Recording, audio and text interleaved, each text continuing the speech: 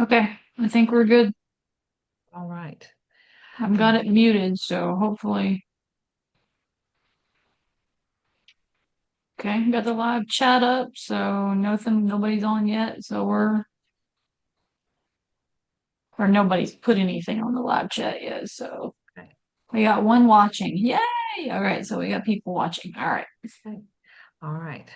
Now Good. remember, there's like a two-second delay, so Yes. just be on the safe side. All right. Okay. Oh, wait a minute. Are you going to turn closed captioning on so people Hold on. just on the safe side? Yep. It's on. All right, cool. We're good. Okay. Good afternoon and welcome back to our episode where we discuss a lot of things with our Gothic guests.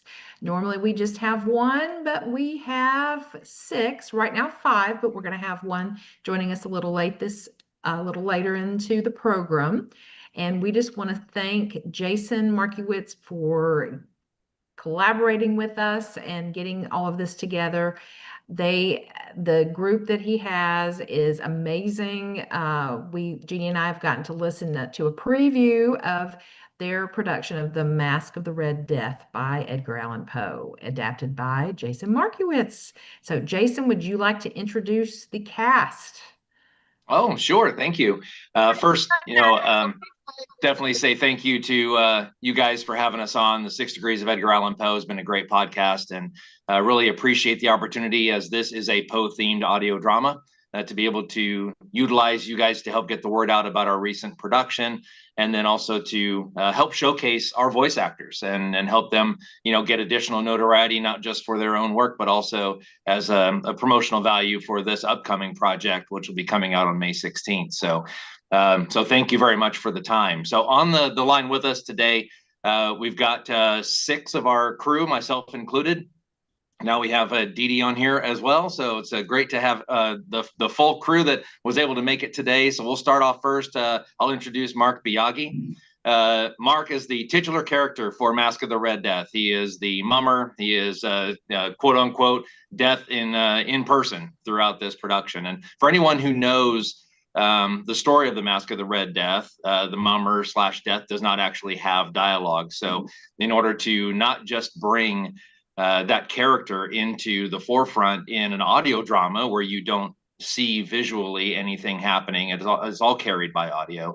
We needed someone with the gravitas to be able to do that, and I was just over the moon grateful to have Mark agree to do this. And as for anyone who has heard this already knows that this was an extremely good casting. So thank you, Mark. It was fantastic. So Mark, go ahead and say a few words about yourself.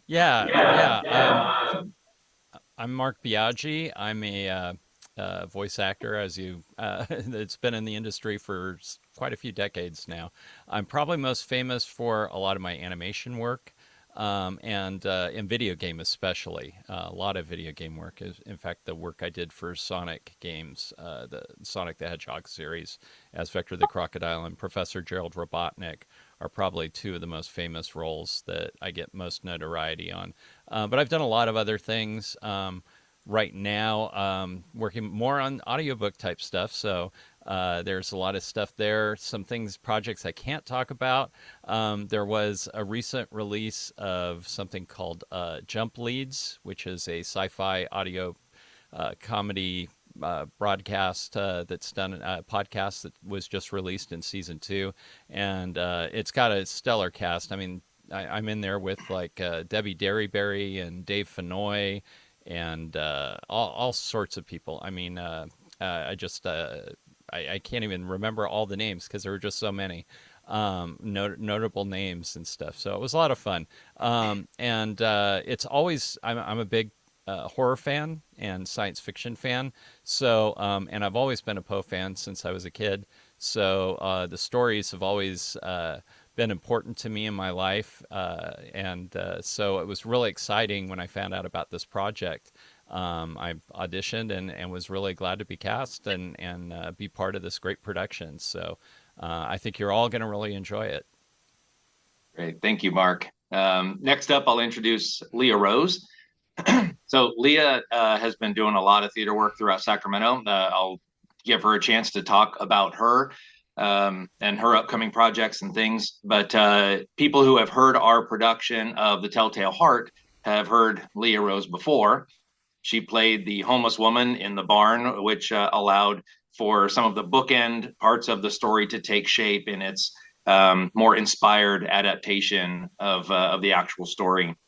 So a character that was not present in the original Telltale Heart, but she brought that to life, and it was very grateful to have her as part of the cast there. And so it was really an easy recast to get her involved here in Masque of the Red Death. And the thing that you will notice for the ensemble that we have is you've got key parts of the masquerade, key parts of the after effects, especially as Death starts making his way through all the different rooms and causing havoc throughout the story. You'll hear our ensemble in various roles, kind of really bringing some of that exasperation and death, to the forefront for the listener. But Leah was also the, as we call her, the bold party guest, the one who comes out of the crowd to ask the prince to dance. And this was just done so well. So Leah, go ahead and say a few words about your work and what's coming up for you. Thank you so much, Jason. So I've, like Jason said, I've been doing theater work for about 20 years in the Sacramento area in various capacities. I have acted, I have stage managed, and I have done dramaturgy. This is why I was really excited to be part of this project, because as both a performer, I'm trained as a historian. I love the opportunity to delve into anything really related to American history, and particularly American literature. I love Poe. I first read Poe in college, and I love sort of macabre nature of all of it, Gothicness of it, the American Gothic, and being part of this project, especially since some of it we got to at least read together, and to have that full sort of cast experience, which I'm new to audio work, but I understand you don't always get that. And that was one of the things that made this project really quite special. So it's a delight to see everyone again after a couple of years since we recorded. So it's really great to be back. Thanks, Leah. Next, I'll introduce Tana Colburn. And so Tana, as you can see, is doing this here from Boston, and there's a statue of Edgar Allan Poe around that area there. He is. And so Tana was one of the ensemble, and I've been able to work with her and, well, really pretty much everybody in the Sacramento area that is here part of the team for Masque of the Red Death in some theatrical capacity or another. And so Tana was able to come into the team here as part of the ensemble and really provide not just some of the key character moments that you'll hear later in the story, but a lot of the, as we would call it, walla in a lot of the theatrical and the voice actor, is the background effects, things that really kind of set the depth of the scene. So it's not just two people up in the front, but really giving some good characterization to what's happening behind what the main characters are doing. And so she and Dee Dee and Leah and Chad really provided a lot of that as we went through the original cast production. So Tana, I'll give you a moment to talk about yourself and what's up next. Well, as Jason said, I happen to be in Boston today. It just, the timing came together. And so it was like, hey, wait a second. Was Edgar Allan Poe born in Boston? And sure enough, this statue is across from Boston Common and near the house, which has since been torn down, where Edgar Allan Poe was born. And even though he didn't really like Boston, it is where he was born. And there is a statue here of him leaving Boston. Yes. So I have been involved with theater, amateur, community, professional for more than 50 years. I also have worked in television, where most of my voiceover work has been doing commercials and public service announcements and industrial videos, voicing industrial videos. As far as theater goes, I love the ability to, in community theater, to do a little bit of everything. And Free Fall Stage is in the audition process for an adaptation of It Happened One Night. And then I Nice. am, for another theater company, Hummingbird, I am in rehearsals getting close to tech for a production of Romeo and Juliet in a local haunted house venue. And the Montagues, Romeo's family, are pirates. And I am Lady Montague. So I get to be a pirate. But it was, Nice. yeah, it's really fun. And I had just so enjoyed working on this project, being invited by Jason and getting to be in the recording studio with Chad and Dee Dee. And I've worked with Leah before, so it's lots of fun. Very cool. All right. Yeah. Thanks, Tana. Next up, we've got Chad Eldridge. Chad did a lot of different background work in this. So you'll hear his voice pretty much throughout the last 2/3 of this in various capacities. And then he's got, of course, I tried to make sure that everyone had featured characters in this as well. So you do hear him, as Prospero and Viceroy are making their way through the rooms, you hear him as well. But this was a great project to have Chad in. Did a lot of great story review for me as well. So as we were working the script, as I was mentioning to our hosts, I wanted to not just make a post story, but something that would carry its own in the audio drama world as well. So it had to be familiar on both sides of the house, had to be a good script. It had to really stand on its own. Chad helped with some good feedback on this, just the same way that he gave great feedback on a couple of the other post scripts. So Chad's been a good help in this whole process as we've gone through. So anyway, Chad, I'll let you go ahead and introduce yourself and some more about your work. Hi, yeah, my name's Chad Eldridge, and just introduce my work. I'm mainly I'm mainly a creative writer. I'm still studying at a Sac State as of now, having graduated from Folsom Lake College in the Sacramento area. I've had some poetry published. I've had some short stories published. Looking to have some more work published later this year at Sac State. And yeah, I think that kind of background, that kind of mindset, is something that I'd imagine was helpful for Jason in adjusting little things about the script or even with the production or whatever. But I did enjoy the experience of getting to be in the studio as it was being recorded and seeing like how things were processed and whatnot, and how like what Jason's process was. I think my favorite detail of that night was when like we had to be quiet for a few moments, or not be quiet for a few moments. Like we had to wait a few moments for a train to pass by because we could barely hear it, but his microphone could. That's how good his tech is. And it was also fun, like trying to scream bloody murder at the top of our lungs. I don't feel like you have to do that very often in theater, which is a lot of where I've acted before. This is my first voice acting credit, I believe. Most of my acting has been on stage at Free Fall Stage for the most part. So yeah, it was a pleasure to be part of this, and I hope people enjoy it. Yeah, and I'll add one quick thing on here because just Chad was saying, about the creative writing aspect of it. I'm sure anybody who has been in creative environments one way or another have sent that out to people, whether it's a script, a short story, a poem, whatever, and sent that out. And their friend or their colleagues or have sent it back and said, "Oh, this was great, thanks. I enjoyed reading it." Which we were hoping for something probably more critical than that. We were asking for a review. Give me where the holes are. Tell me where we can improve, right? And so I remember a script I sent over to Chad. And I think he sent back, I think it was about 14 pages long of notes. I was like, oh my gosh, your notes were longer than the script. So, but all in good nature. It was, and I told him so. When we were corresponding, that's exactly the things we're looking for. Because for me, of course, I thought it was great. I'm the one who wrote it.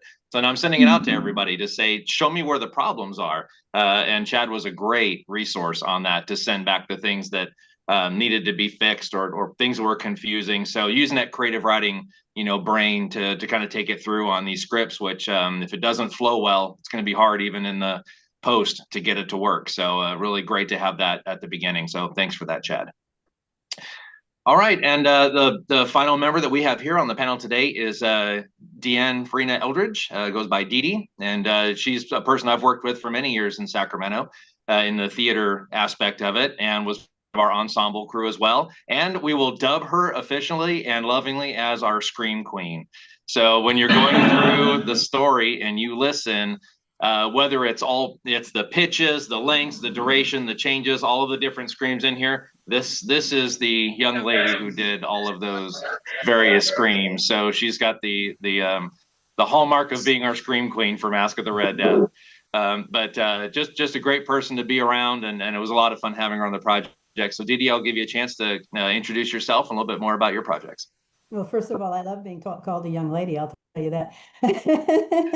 My apologies for bouncing around. I teach for a local professional theater company and left a class to come in. So I'm trying to find a comfortable place to sit. Oh goodness, what do I say? When, I don't know, something maybe Jason was saying earlier, I have a very vivid memory as probably, I want to say it was third grade, but it couldn't have been third grade. Maybe it was fifth grade, but I know it was elementary school of watching. This is when films were on reels and they would roll the. I remember watching a film. It was like graphic of the Raven and scared the bejeebers out of me. Oh, no, wait a minute. I think we saw the Raven, but it was the Telltale Heart. Yeah, because each time the heart beat, the heart would get bigger. Oh my gosh, it freaked me out. Anyway, that's my earliest memory of Poe. I have wanted to get into voiceover for quite some time. I can't wait till Jason comes back to California so that I can pick his brain about getting involved. I told him not long ago that as you get older, you can do more voiceover roles, especially as a woman, that you can in person. So I'd love to do that. But this was such great fun. He'd been doing it for a while before I got involved with him. And I know that Leah said something about usually you are there by yourself. I didn't do it by myself. I was there with Chad and Emma. And being a theater person, being able to feed off of one another it was so fun. It was just a really, really fun time to be together. Yeah. I'm glad you brought that up, Dee Dee, because the ability for us to do that, even with Brennan and me, as we were playing the Prospero Viceroy parts, and having us both on mic at the same time, the organic nature of the things that are frustrating, the things that we don't. I mean, we can even see each other's facial expressions, and it creates a different way of line delivery after that. As they say on stage, theater is acting, but it's also reacting. And when you are together, you can do that. When you're just recording lines in your booth by yourself, it's an effort, to make sure that it carries across. So the organic nature of this is something I really enjoyed. So that's our cast. I'll do a quick intro on myself. So I wrote, produced, directed this. I know for those who know the story of Masque of the Red Death, it's largely narrative, very little dialogue. So it was a pretty large overhaul on the script to be able to create multiple characters. But the intent for me was not just to create a lot of characters, but every character has to help drive the story. If they don't drive the plot, are they really an important character to have in the story itself? So regardless if it was a singular party guest that said some sort of a question, you'll notice that the responses that come back, it drives the story. So that was very important to have in this particular audio drama. I've done now, this will be the 11th audio drama production that my particular company has been able to produce between Edgar Allan Poe works and our Christmas productions. And so each one, I think you learn a little bit more through the process. And I'm glad that this one is our most recent. A lot of the lessons learned from previous Poe productions, as well as previous Christmas productions, learning more about audio leveling and sound design, learning a little bit more about integration of music and being able to have the musician's score that carries the feeling of the scene. I think each of those have improved over the course of the years. And that was very important, even though we recorded this, as some have iterated already before. We did this back in 2022 for the initial recording. There have been some pieces brought in since then, but nonetheless, the vast majority of it was recorded almost 4 years ago. And so during that time, I think the beauty of where this project is right now in its final state is because of that learning process in other projects over the course of the years, which I really am grateful, even though it was a lag and a delay, to be able to have that experience, to be able to bring a better product, because I'm very proud of this audio drama and what we were able to accomplish.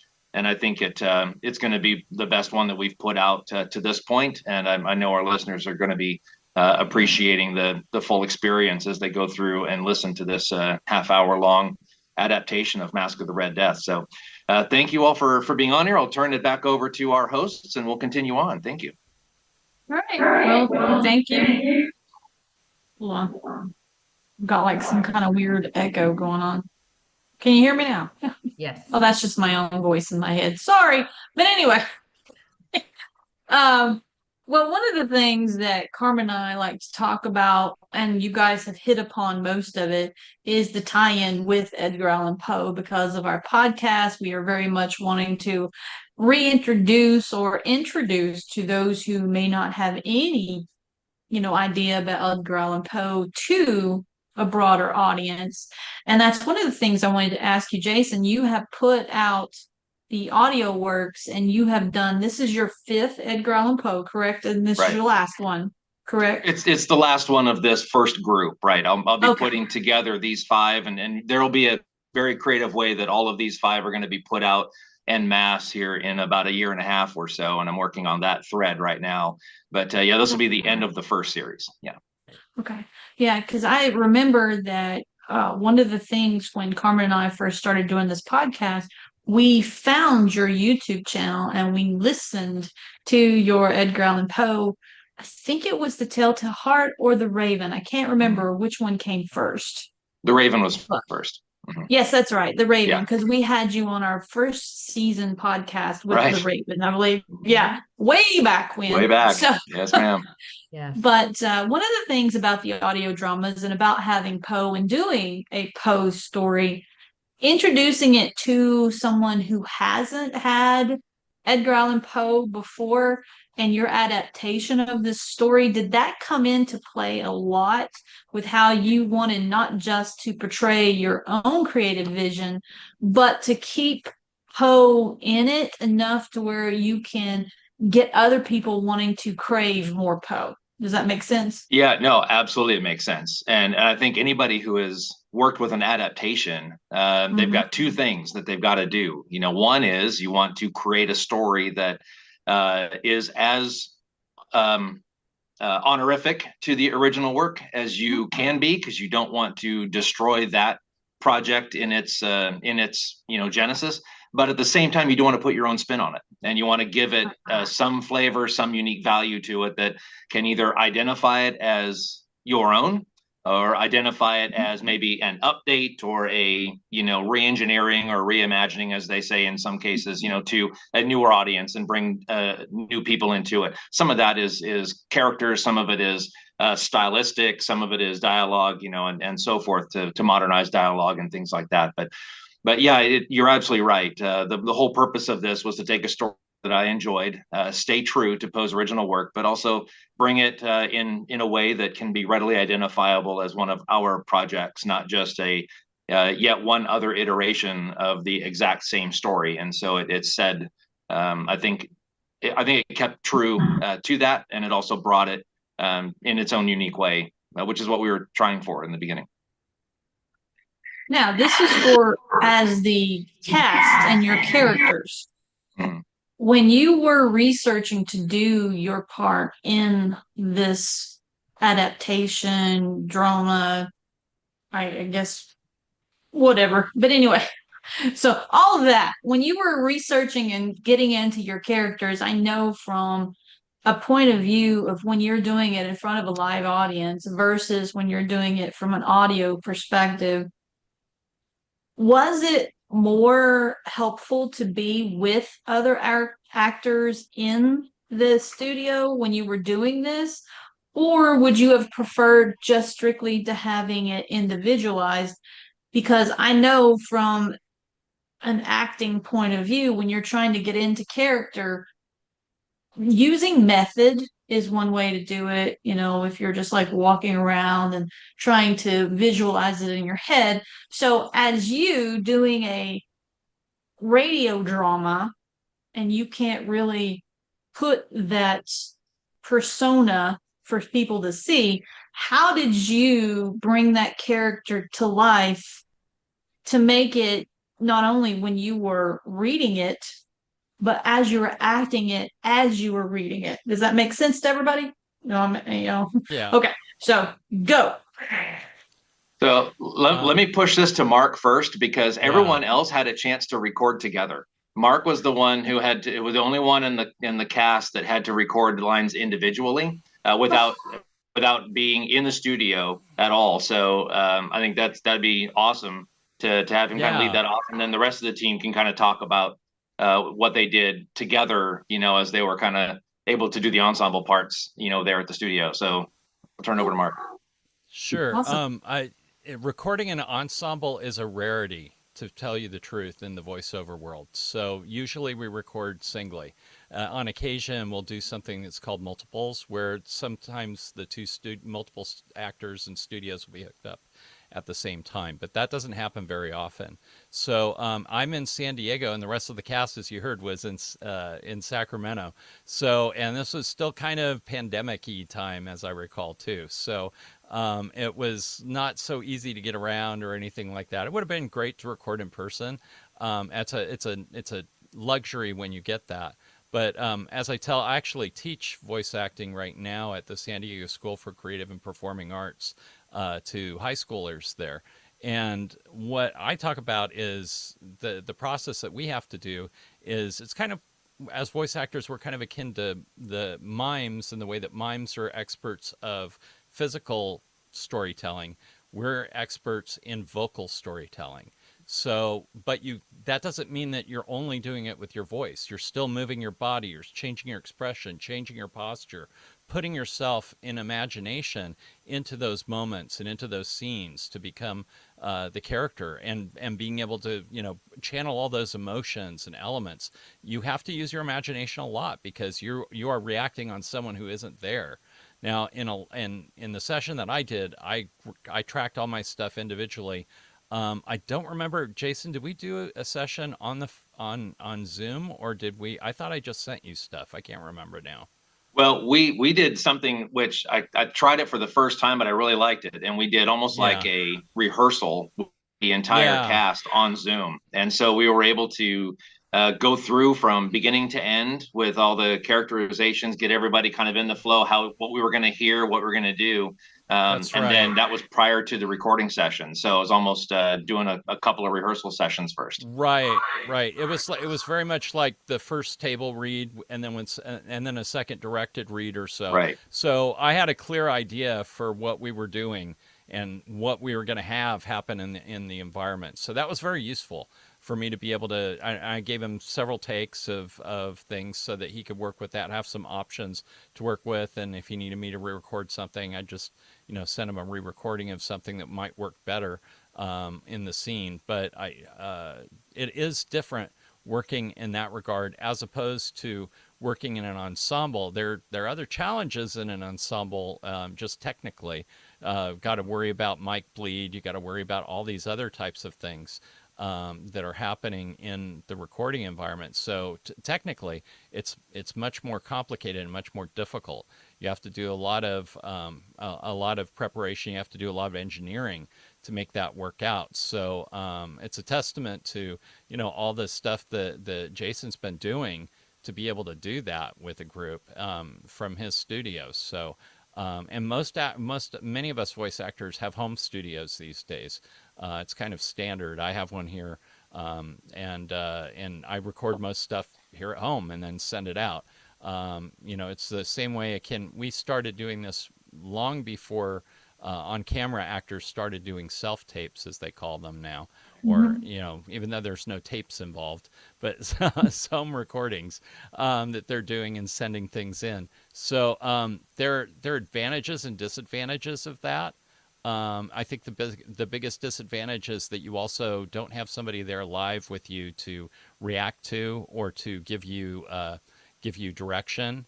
So you have to really be good at putting yourself more in that moment. But when you have the luxury that we have of the cast recording, and I'm sure you're going to hear this from the people who are part of that, it was great just to be able to do the Zoom rehearsal with them, to tell you the truth. We had a lot of fun. We got to know each other, and we bounced ideas back and forth, heard more of the story, and then just going through the whole thing, it put us into that immersion that you generally don't get when you're doing regular character work in voiceover. When I do video games, I'm by myself. I'm relying on the director and the producer and maybe the writers there too for context on certain things. And I may only have my own lines. So it was nice to be able to have the entire story and be able to rehearse it with everyone. So if anyone out there is interested in doing voice acting, use those opportunities. They're not standard out there. So really relish those times and take good advantage of them, because they'll only help you grow as a performer. Yeah, Nice. thank you. Leah, Tana, Dee Dee, Chad, you guys were the ones that were able to be in studio together in different capacities and combinations and things over the course of the recording times. What are your thoughts? Well, I think, just to reiterate, having the table read that we did over Zoom was invaluable, I think, to all of us. Certainly getting the beats of the story to keep in your mind while you are recording, so you kind of like have an idea of where the story is going and what you as the director and writer wanted to have it be. So that was pretty clear since we got that time to work together. And then I think just something that I thought about, and I was able to record with some folks, but the idea that you also have the audience in mind, right? And a lot about, it's not that long ago, but to us, 2026, it's a long time ago, where phone calls were more standard, text messaging, and having to communicate to another human with just your voice who couldn't see you. As someone who's very new to voice work, I thought back phone calls that I had with people as a kid growing up, where I was like not getting my message across and figuring out how I could make my voice say what I needed it to say, which is a new thing for me as an actor, because I'm so used to using my body and my in performance. So it just required a different way to think about performance, which I know for Mark, who's done this for many years, that is standard, and you have to use that imagination. But I think it was a new challenge for me as a performer. I love that because that was also something I really enjoyed about this. This isn't a cast full of people who've done this for 40 years. This has all different levels of people who new to the voice work, experience in voice work. I mean, 2022, I started doing voice work in 2020. So I'd only been in it for 2 years by the time that we recorded this. So, this definitely had a lot of opportunity to really grow and learn as an ensemble, entirety of the cast. So that was also great. So thank you for bringing that up. Tana, Dee Dee, Chad, add-ons? Yeah, I mean, for me, it was fun to work with Dee Dee and Chad on what I would call the very excruciatingly dramatic scene. And that really, being able to be at the microphone together was very helpful in getting that energy and that dynamic, which I don't think it could have been as successful if we were recording that particular scene separately. Nice. For Chad, when you were having to die initially, in the recording booth, or there by the microphone, and it was the how close to the mic, how far away from the mic, when you grunt, scream, emote, the death sequences and that kind of stuff. So it was great to kind of have all of that together, and then all the movement that we had to have around there to create the depth. So yeah, what do you guys take away from the time you were able to record together as that ensemble? I think the immediate feedback, I mean, John's talking about how he would send it and then they'd give you response and then we do it again. And then we do that with Jason when he does voiceovers for the theater.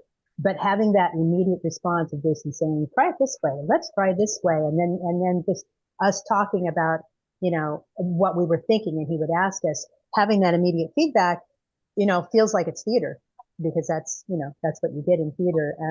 So I guess that means that if any of us go on to do more of it, we'll have to recognize that we were very spoiled, and it probably isn't going to be very often. But I think that's what made it so fun, because he would immediately give us that feedback about, well, especially my screams, do it this way, do it that way. And then with the three of us, I mean, I having not done the kind of, the recording work that you guys do, being able, and I think Mark said this is very rare as well, having three of us around a microphone, because we just used one microphone, right? It was a single mic. Mm-hmm. Right. Yeah. Again, there was that feeding off of one another that was really rewarding. I would also imagine, I know you didn't say this, Stevie, but considering you directed Jason in theater before, right? Or you at least just worked alongside him. I think it's interesting, like how positions change there, where like you go from directing him on stage, and he takes that stage experience to direct you in audio. I don't know. I just think that's interesting. For me personally, I think the thing I valued about the experience is just getting to see more of audio dramas at all. I mean, I've always had a bit of appreciation for the audio drama form, but I feel like it's one of those things that in the broader culture, it's not as appreciated, I feel like. And I don't know, maybe it's like sort of a similar issue as what silent film kind of dealt with, because this is like the inverse of silent film. It's its own storytelling medium with its own advantages and limitations. And I'd imagine it'd be fun for me to write a story in that form someday. It's like the 21st century version of the old time radio dramas where the family sat around and watched the radio. Like Dragnet, yeah. Very much so. And another thing too is we often don't have the extent in many of these audio dramas. You do in video games though. All these emotes. This is full of crowd screaming and yelling and horror and dying and all that type of stuff. So I remember bringing my perspective in from video games to help out a little bit, give some ideas and advice on how we do that in the video game world. Because I mean, there you have to do it like a death or dying in over 5 or 10 seconds, but 3 different ways, or, and then take hits different ways and stuff. So giving them some ideas on ways to play with that, because it's really about play. It really is. It's becoming, but you still put yourself in that moment and try to, channel all that with your imagination, what your character is going through, and vocally paint that picture to people, because they can see with that type of sound that you're making what probably is they can imagine you writhing on the floor if you're all doing things like that, so but you see I'm actually moving a little bit while I'm doing that, right? So it's important to physicalize in that, but at the same time techniques comes in, because you want to stay on axis with the mic.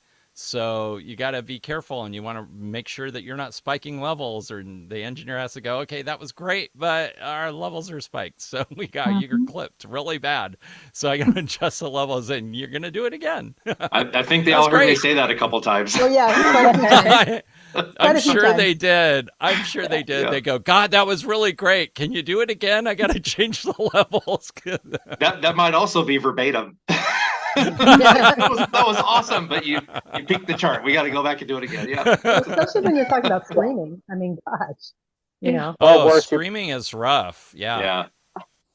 Or worse, you put in the Yeah. best performance of your life and you realize the mic wasn't on. I know, Yeah. it's terrible. That's worse. Yeah. And then it's like, God, can I do that again? Can I put myself exactly in that moment and try Yeah. to do your best to recreate it? It's true.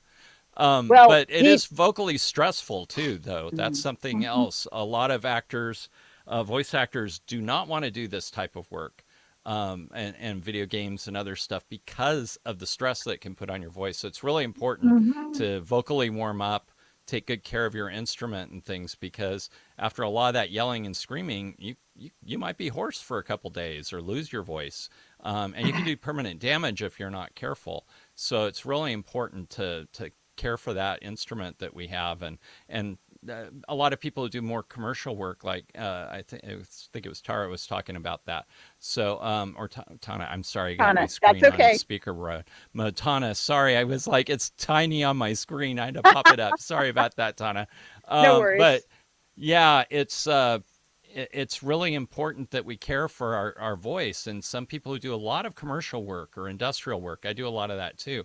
But let's say you got a big commercial tomorrow that's, a national commercial, and you just screamed your voice out the day before for a video game or something.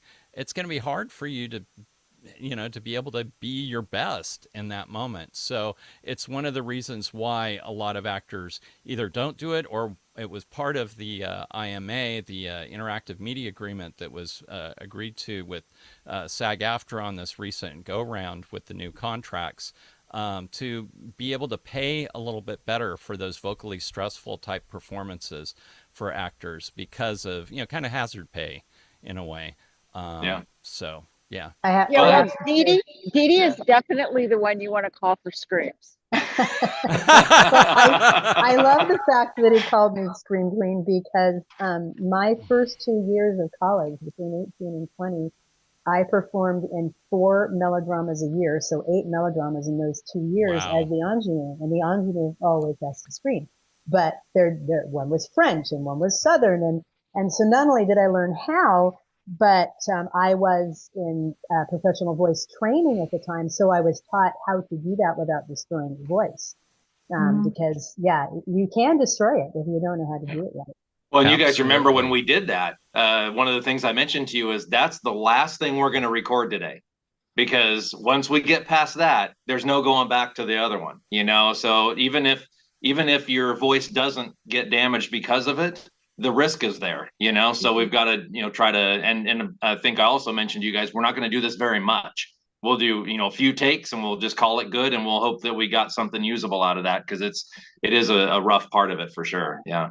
Yeah, and it's very tiring, and that's very common for a session to go that way because of the vocal exhaustion and physical exhaustion too. It takes, when we're performing very physically too. Yeah. So it can just tire you out. So we always Yeah, do I that was at young. the end. I was young. I did 3 shows a weekend for 48 weeks. So yeah, Yeah. but I was young. Well, I remember when Ari and Brennan were doing their parts, and Jared too, actually, he had to be thrown to the floor. If you remember in this first scene where he plays the magistrate, there was the throwdown, at the feet of the prince. And I said, well, there's a couple ways we can play this. You can, stand straight up and you can try to move a little bit, make it sound like you're being thrown to the floor, or you can get straight up and throw it to the floor, right? I mean, it's you can do a couple of different ways. And so he just did one of those collapses on the floor, and I was like, man, this is great, because now we have the effect of hitting the floor at the same time. So there was just a lot of these things that really go well, that sometimes it's trial and error, but yeah, the physicality of it really helps sell it. And Jared does physicality very well. Yeah. He's our certified fight choreographer for Romeo and Juliet. So perfect. Yeah. If I could just say, sorry. Go ahead. Go ahead. If I could just say, because Brennan couldn't be here, he is criminally underrated as an actor. I think he's absolutely solid, and I know he couldn't be here, but I just feel like that had to be said. So someone speak up for Brennan. No, for He's sure. not underrated at all. We worship him. I rate Brennan very highly. Yeah. Well, Brennan is the only one that has been in every single one of these productions because he's my buddy. So, Nice. yeah, that was the Hercule Poirot, Captain Hastings. Poirot Hastings, yes. That was it. Yes. That was your first romance. That's it, the first one, and then there we go. Yeah. It's that's Which all, I all love in from there. because that was the script that I adapted from the book. Yeah. It was. So It I was love that. awesome. Yeah. But What do you no, I mean, you mean? got to have somebody if you're going to have a person walk through the journey with you. You know, this is the one to do. So yeah, He's the it's only great one to to have have, that no kind of doubt. relationship. Yeah. Well, and that chemistry, you can hear that chemistry too in your guys' performances, you know, and the way that you guys relate to each other in this as well as other performances. So, yeah, it's great when you have scene partners that are so good like that that really help bring out the best in you. It's something to really be valued. Yeah, I loved listening to when I was putting all the dialogue together. I kept all of it, and so I've got all everybody's outtakes and all that kind of stuff too. Because basically, it's just like push record and we go, you know, and it's all whatever happens happens, and you try to select the right parts that match what you need for the production later on. But there were so many times that we would misspeak or jump a line, or he'd say my lines, or I'd say his lines, and be like, "What's the matter with this? We've read this 1,000 times. What's the problem with us?" But we'd get through those parts, and you get the laughter and the goofing around and all that stuff too. It kind of shows you want to have it to where all the actors have a good time. It's also nice when you can look across and just like this screen today. Now these are all friends, right? This is not just a group of voice actors together, but it's a group of people that I really enjoy also being around and being a part of. So that's great when you can have that kind of a relationship amongst the cast. It's important. I think as Mark said, the chemistry comes through. Mm-hmm. Yeah. Let him know totally- you said that. He's sorry he couldn't be here today, but I'll pass that along to Absolutely. Yeah. I think he knows how much we adore him, but you can tell him anyway. Yeah. Yeah. Well, one question that I wanted to ask was, what was your favorite part of the production? Like, Can anybody jump in? Well, Anybody? Yes. I can certainly jump in, but I'll let Leah take it because she was ready.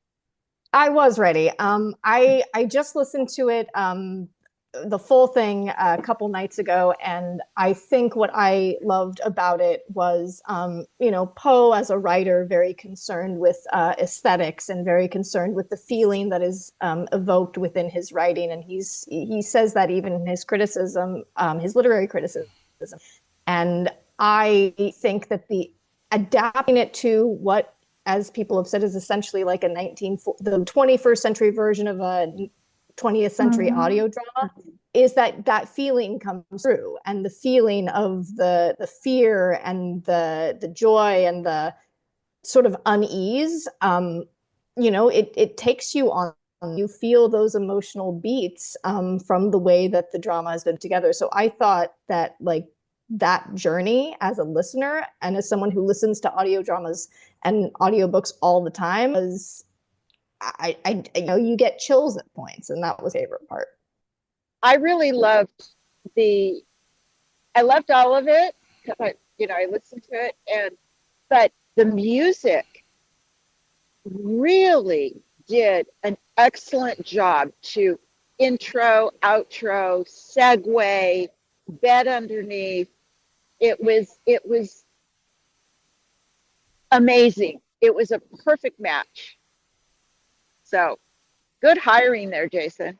Yeah, Ross Bernhardt was our musician for this, and he did the musical score behind A Cratchit Christmas, one of our Christmas productions that Mark also knows something about there, Mr. Ebenezer Scrooge. So Yeah, that's right. Yeah, Ross has a great way of adapting the music to the actual rough cut of it. So I sent him the whole story, no music behind it, obviously, but sent him all the thing we did, and then said, okay, I need you to score to that. So it's very much the same way that a composer would look at a movie and try to score the music to meet the scene. He had that full production that he could actually use to build that score. So yeah, that's great. He was a great hire for sure. That's awesome. I still haven't listened to the full production yet, but in the scenes that I've heard, it really was coming together beautifully. All the elements, you did a really great job in audio production there, in blending all of the stuff with the drama. I mean, everything supports each other, which is really great. So I'm looking forward to listening to the whole thing. But as far as favorite part yet, so it's so hard for me to talk about that in a particular scene or anything. But overall, I would say it's that that it captures, like Leah was saying, it captures the essence of the story very well. Better than a lot of films have attempted to do it in the past, I think. You know, honestly, wasn't it Vincent Price that did the Masque of the Red Death? Yeah. And so I mean, it's an all right film. I mean, it's not terrible. It's still Poe. I still love the story, but you know, I mean, this really was a very special production. I think the creativity and the writing really really took that story and made it into something that's much more accessible, I think, to a lot of people, because it takes it out of his Poe's poetic language and expresses that in terms of action and scene work. And so I thought, and yet still keeps the flavor. In fact, there's still some lines in there that are very much from the story. So Jason's been very good about being able to honor the material as well as adapt the material and make it into something that's new, but at the same time is still the essence of the truth of the original work is still there. Nice. Dee Dee, you're muted. Yeah. When I teach acting, I teach a lot about use of the imagination and visualization. And what occurs to me, as one of you, maybe as Mark was speaking, was I don't think that Jason described this to us, but my memory is so vivid that I could see those rooms as we were performing. I can still see them, you know. And so I don't know if maybe Jason said this is a room. I don't remember. I hadn't read the story in a very, very long time. But in my memory, and Chad thought it was 2 years ago, and I said 3, and then you said 4. It's like 4 years ago. Gosh, Jason.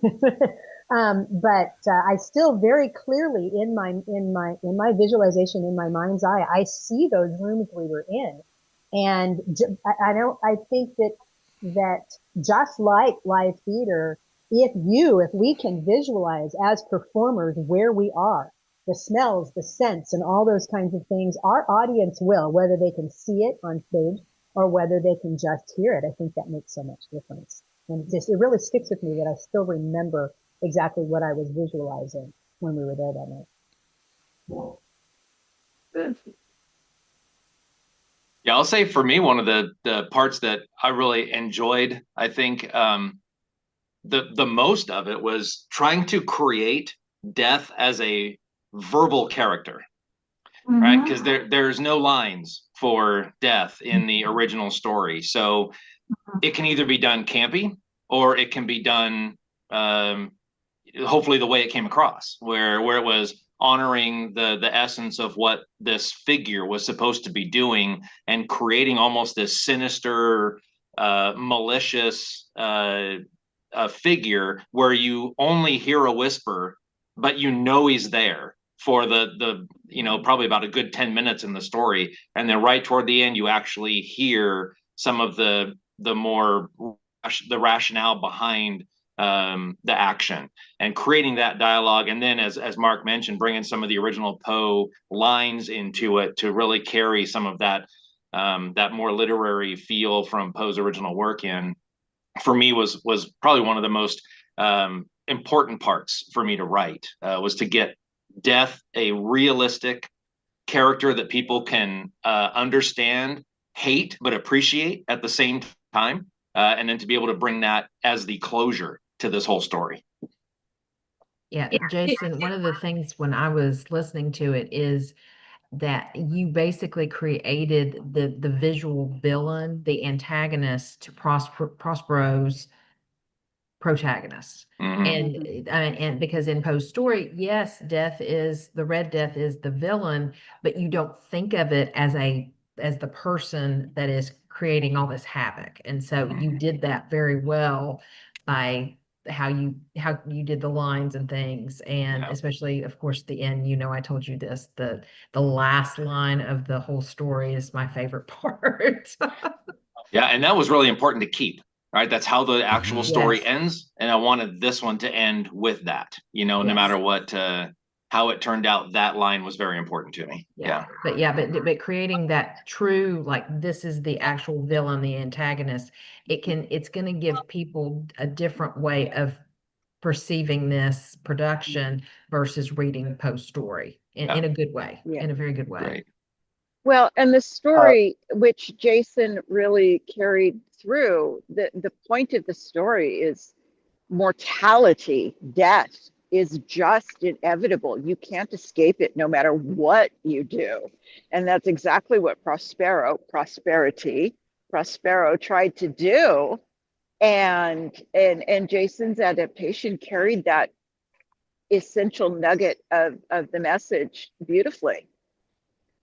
Yeah, it was amazing because he really personified in the dialogue that he gave to death that I was able to deliver. It was very clear how to be able to channel that. I'm basically the personification of a force, right? Of just an existence of something. So it's just came into being, and I'm not really the villain. I'm really kind of the hero, aren't I? In a way. Yeah, the hero, anti-hero. Yeah. The anti-hero in a way, kind of. Well, Mm-hmm. the best villains are the heroes of their own story anyway. Yes. But definitely Prospero, not exactly a heroic guy. He's kind of pretty awful in a lot of ways. So he gets his, it's karma coming back to get him with all the stuff that they're doing and subjecting his people to outside the walls. So it was a lot of fun to be able to personify that and to be a force that's unstoppable. I mean, that's the whole thing. I'm death. You can't avoid me. Yeah. You're going to have to. This is it. There's nothing more. This is your lot. Now that enjoy. So. Yeah. I think, Chad, you had something to add too? Yeah, I was just wondering, Jason. Mark plays both the Mummer and Red Death himself. I'm wondering, is that intentional in the same way that that like Mr. Darley and Captain Hook are traditionally played by the same actor? Well, so the term mummer, has a couple of meanings, and it's kind of a meaning A, meaning B, right? Meaning A is someone whom you do not hear, right? And so it's essentially it's a character with no lines, nothing is said, which is what the original character in the Masque of the Red Death was, and the reason he was called that is because it was an entity, but it did not speak. The second part is the part B of this is an acted out figure or a character, and it doesn't necessarily have to be mute by vocalization, but it is something that is like non-standard to the scene or it's a characterization of something in particular. And so that really made me not take away using the word mummer in there, because I thought that by itself was important to keep, but using kind of the part B definition of it instead of the classic it's not going to talk definition of it, which obviously would not be true for the way that the character was written in the story. Yeah, but essentially the mummer and death are the same character. It's that the first time that he is seen is they just feel like that's somebody wearing a costume that just braced, Prospero as he was on his way out of the apartment, not realizing that was going to be death when it was all discovered. So it is the same person, yeah. Okay. It's good foreshadowing in a way too. Yeah. And I was going to add too that my character of Viceroy, when we're talking about heroes and anti-heroes, and is Death the hero? Is Prospero the hero? I mean, it's easy to argue Prospero's not, right? I mean, he's a horrible king, a horrible prince. I mean, just kind of the way it goes, and he's thinks that he's got the ability to defeat death just by like moving to a different house, So it's kind of the way it goes. but my character I enjoyed writing because I was trying to put him in the middle between the two, not necessarily the kind of over the top hubris element that Prospero had. Someone who was providing counsel, someone who was trying to even in certain lines, trying to tell him, you may not want to actually do that. I'm trying to draw him back, into thinking through what he wanted to do. But he was always, let me just go. Let me just do this. I want this to happen. I want that. You make it happen. You're the viceroy. Get out of here. Make it happen. So I was trying to be that, create a character that could have been between the two. And in the first script iteration, I had Viceroy live. Because of living in that white space between Prospero and Death, that Death would see that and give him the ability to live a longer life.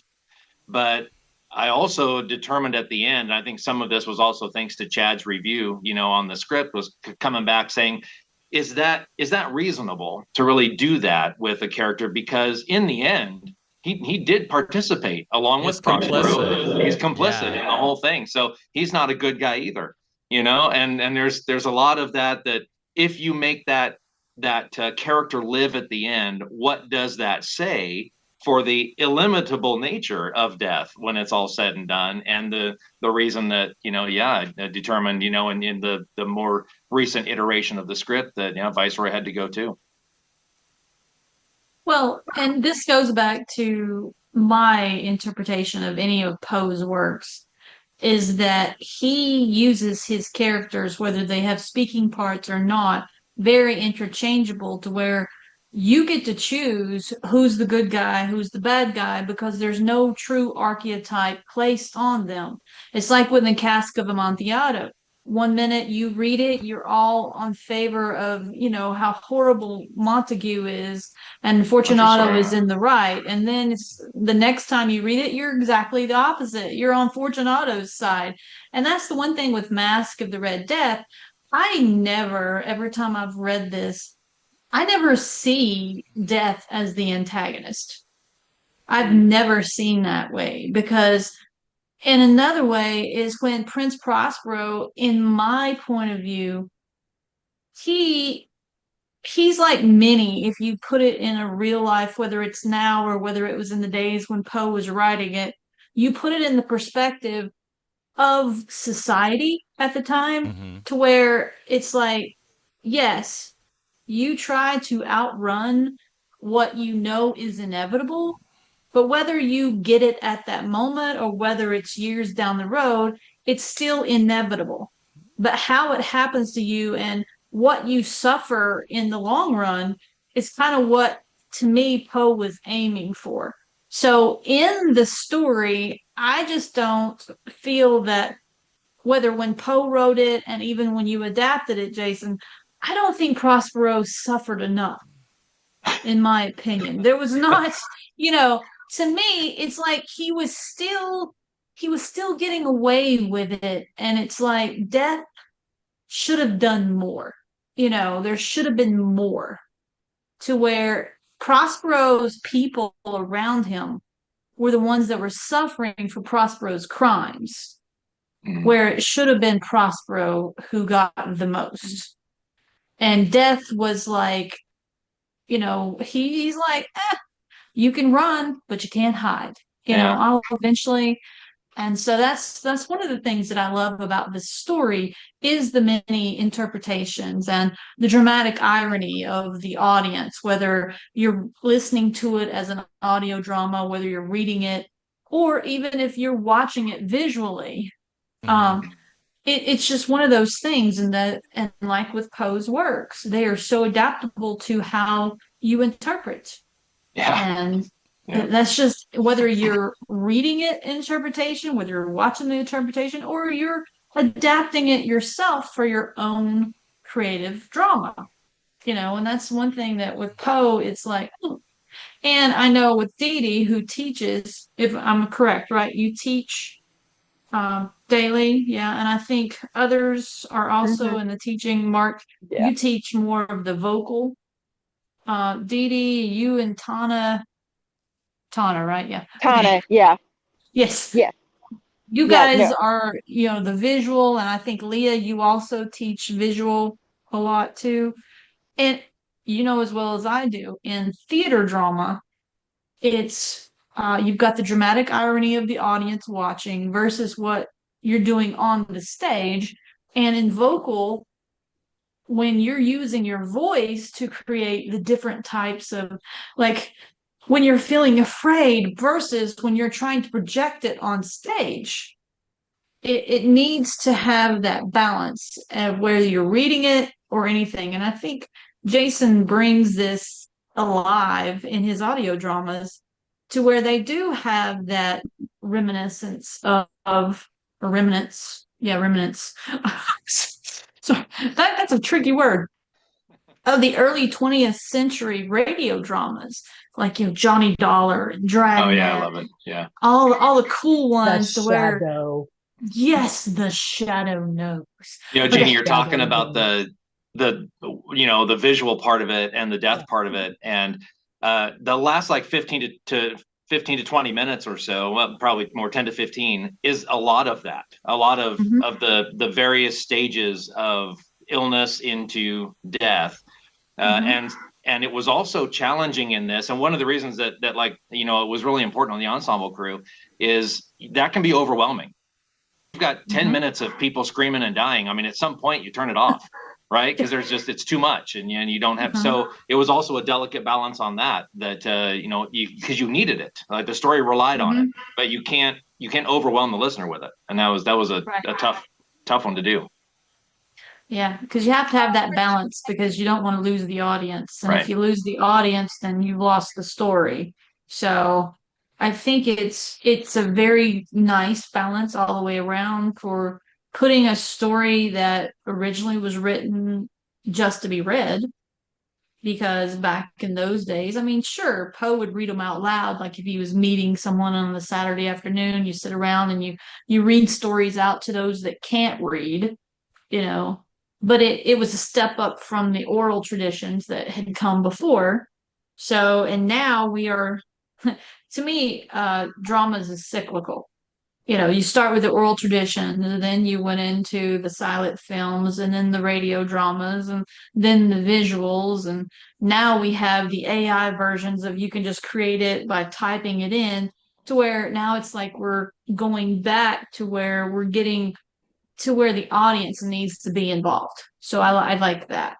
Yes. And that's what I love about the auto dramas that Jason gives us. And especially when he adapts it with Poe. Because, I'm a Poe person, you gotta love the Poe. Now, your Christmas adaptations were great too, because, you got to put the Thank Cratchit you. in there, That's and right. all that. So, yeah, you can't go wrong with Christmas Carol twos. It's good, but this is things that we want, and this helps us as a channel that is trying to reintroduce and keep Poe alive. Yeah. That it helps us too. So thank you for sharing. Absolutely. Yes. And speaking of Poe, Mhm. anyone can answer this question, and this is something we always ask our Gothic guests. Jason has Mhm. had to answer this question. So, Yes. like, what is your connection to Poe? Is it a deep one like Jeannie and I, or is it more of just I read him in high school, middle school, junior high, or whatever? Or is it something, is he an author that you want to read, go back to from time to time because you do love his work? And so I'm just kind of curious about that. I'll go ahead and say something. He's an author that I do go back to, and reread. In fact, A Cask of Amontillado is like, that's one of my favorites of his, and I've reread that I don't know how many times. It's just a lot of his works. There are just times where it's just kind of fun to go back and I see new things in them when I go back and revisit them.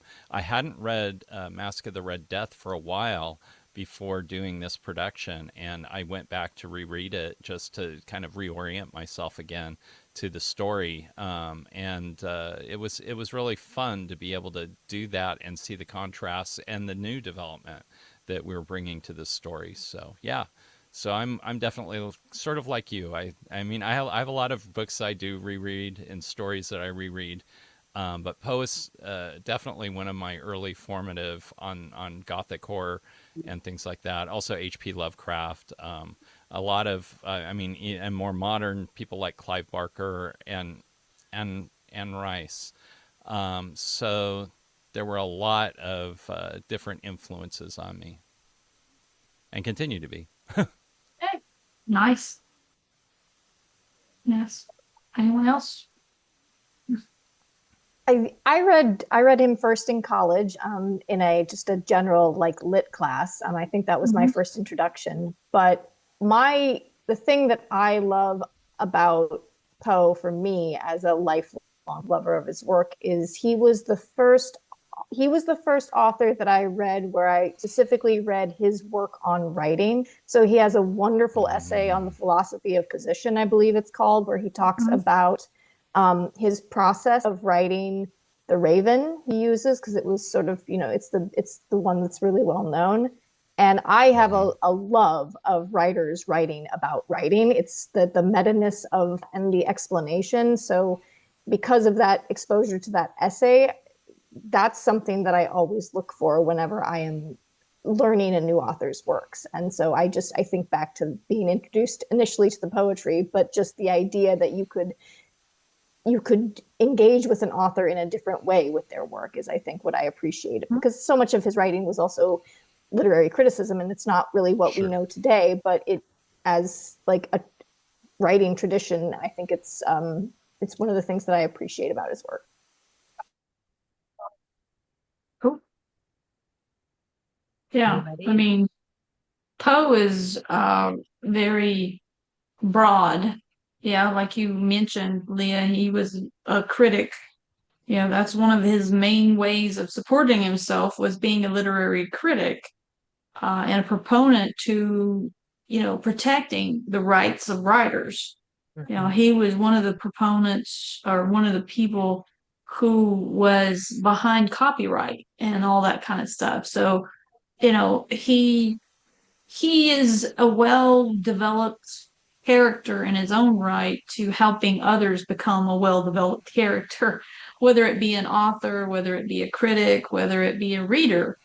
So we all have different values. It's based on certain people we've read, certain things we've seen.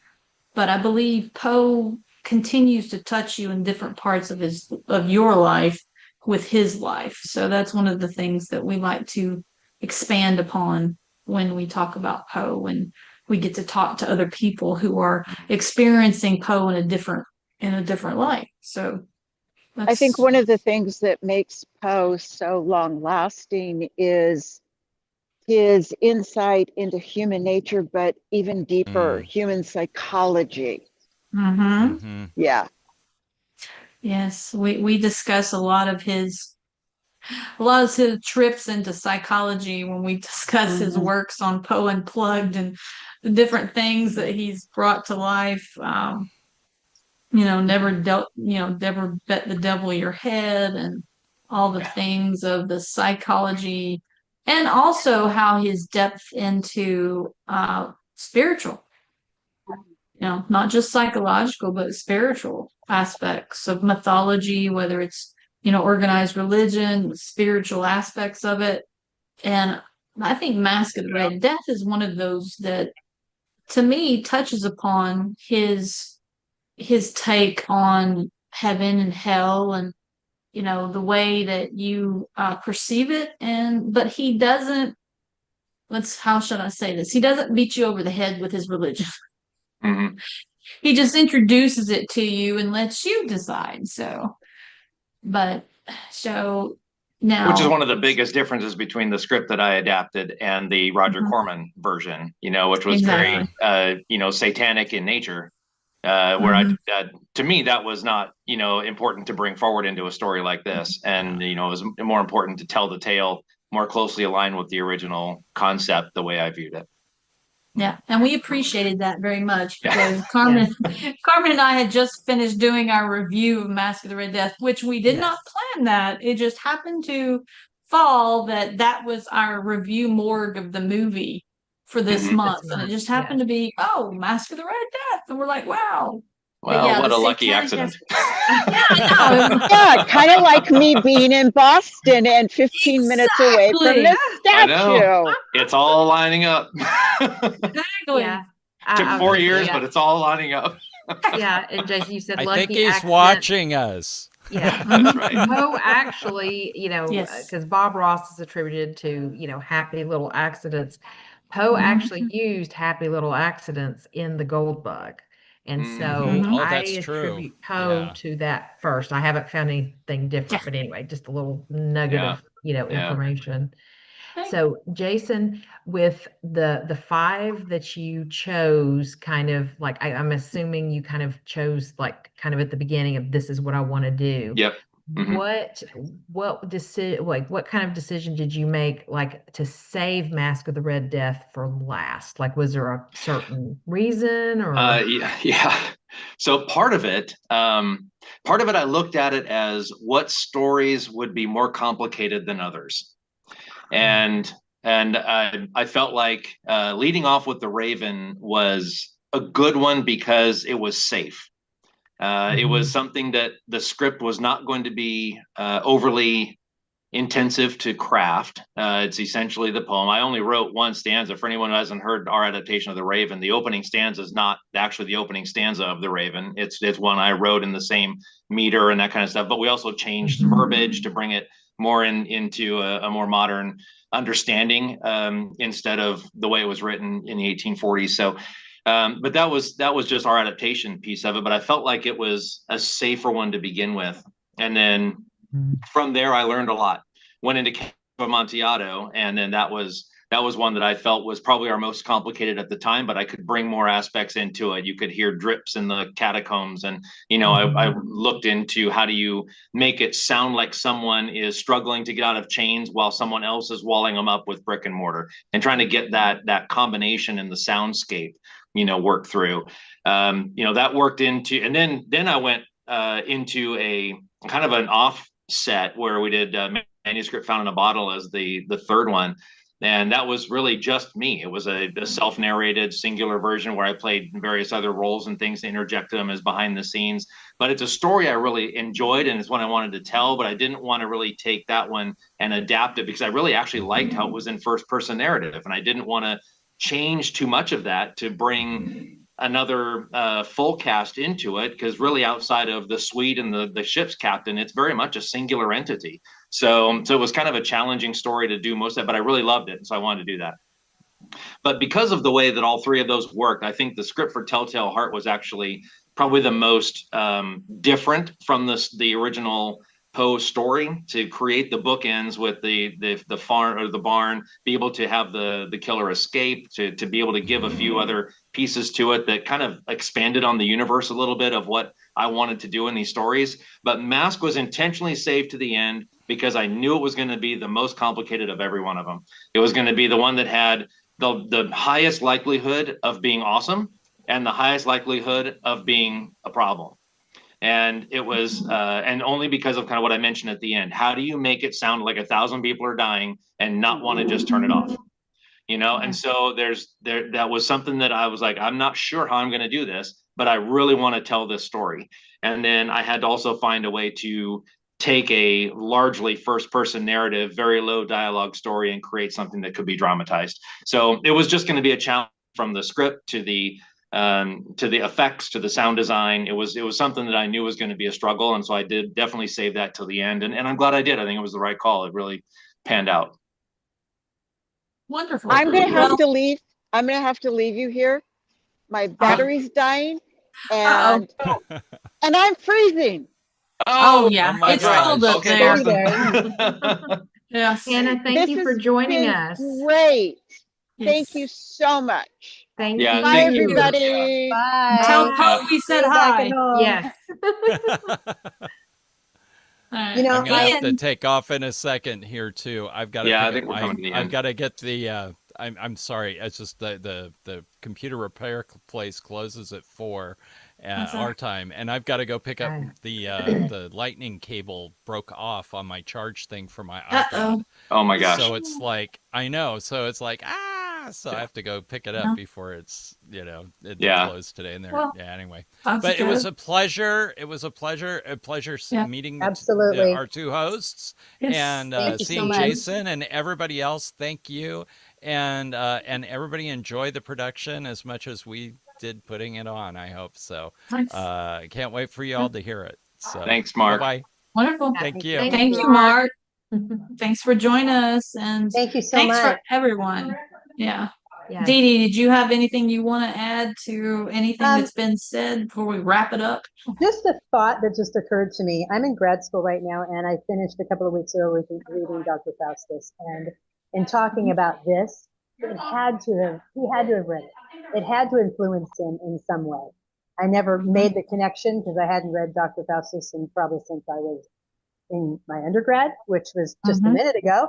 Anyway, but just in thinking, in talking about the Masque of the Red Death, it certainly seems like it must have influenced him, whether consciously or unconsciously. Just on that. Yeah. It's funny how that works out, because I mean, we've been talking about many of different his works, and then people have this epiphany of like, wait a minute, I wonder if he got that because of this, so that's one of the things of Poe's works that we love. And for anyone that's listening to our discussions, we want to definitely say that on May the 16th, correct me, I'm correct, right, Jason? It's right behind my head for anyone that doesn't know. It's been a great ad. I can't. Yeah, I thought so. The world premiere is May 16th, so everybody can check it out themselves and delve into the wonderful world of radio drama once more, and love to listen to. Yeah, and I'll add on that May 16th at 8 p.m. Eastern on our YouTube channel is where it's going to be originally displayed for public viewing. We'll do pretty much available on all the platforms after that. But May 16th will be the actual premiere date on our YouTube channel. And for anyone who has done that before, we have some of the cast members online as well. While we're doing that, at least, myself and a couple others who are available. We'll have live chat going at the same time. It runs about 35 minutes, in general. So it's just a fun time to be able to, talk with the cast online, answer some questions, and be able to enjoy the first time in a live, full viewing session. But it'll be available on Audible, audiobooks.com, Barnes & Noble, you name it, afterward. We did do a first day retail release with dramafy.com. So it'll be available with them right after the 16th. And so that'll be the first place that we have this put out for the public. But I do want to add also that right now the CDs are in production, and we're doing a two-part plan with this pre-release. Is if you pre-order the CDs, which have a 20% discount on our web store at markiewittsaudioworks.gumroad.com, where you can go to our website and find the link. That any of those CDs that get purchased between now and May 16th, each of the cast members that voiced a role in the story get a bonus per CD sold. So it's a bonus to each of the cast members as well. I do make it a point to pay all the cast. No, I cannot pay a whole heck of a lot, and they all know it. It's something I would love to be able to just make this a very profitable experience, but nonetheless, time is valuable to me. And even doing what I can do, I think it's important to know that the time and effort they spent to learn the script, learn the lines, take the time to come up and do the recording was important to me. And nothing says that more than being able to compensate for your time. So it is important. But each one of the CDs that get sold will go back, to the voice actors that helped to make this successful. So, well, we just love working with you. So. Well, thank you very much. I do hope that I get to work in a future production for sure.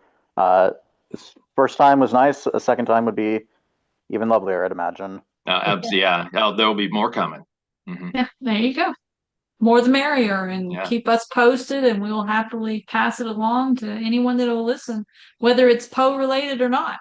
That's right. That's right. Yeah. So does anyone have any other thoughts before we end our discussion?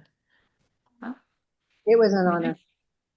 No, Yeah, Well, we thank thank you you. guys for being here. This has been an Thank you for awesome having Gothic us. guest session. Yes, thank you guys Yeah. so much. Yeah. We love getting involved with the people, whether it's Poe or not. I mean, we have all sorts that we love to bring on our channel so we can get everybody as much as we possibly can Yeah. to, get involved with our Poe and get involved with your stuff. So, Yeah. just keep us involved and look out for the May 16th world premiere for Markiewicz Productions of The Masque of the Red Death. And Yes. we hope to hear and see more from you in the future, whether it be with Markiewicz or any of your other various projects you've got out there. So thank you everyone for joining us and we appreciate it. And on that note, we are Ho Ho. out. Thank you. Thanks.